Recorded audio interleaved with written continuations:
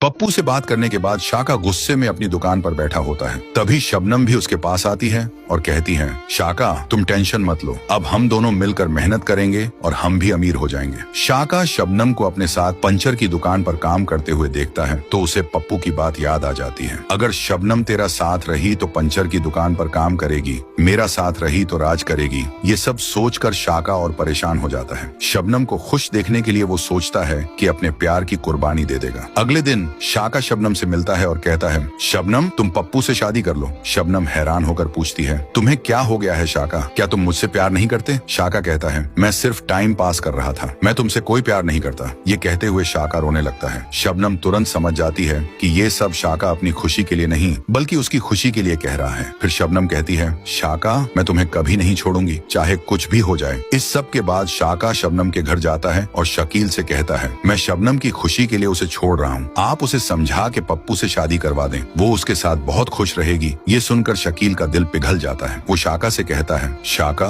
जा, मैं तुझे 6 महीनों का वक्त देता हूँ, अगर इन 6 महीनों में तू ज्यादा नहीं बस इतना पैसा कमाने लगे कि मेरी बेटी को खुश रख सके तो मैं तेरी शादी उससे करवा दूंगा, नहीं तो फिर शबनम को भूल जाना। ये सुनकर शाका खुशी खुशी शबनम के पास आता है और कहता है, शबनम तुम्हारे पापा मान गए हैं, उन्होंने मुझे 6 महीने का टाइम दिया है, अगर मैं कुछ बन गया तो हमारी शादी हो जाएगी। ये सुनकर शबनम भी बहुत खुश हो जाती है और अगले ही दिन शाका शहर की तरफ निकल पड़ता है पैसा कमाने के लिए। अब सवाल ये है, क्या शाका कामयाब हो पाएगा या नहीं?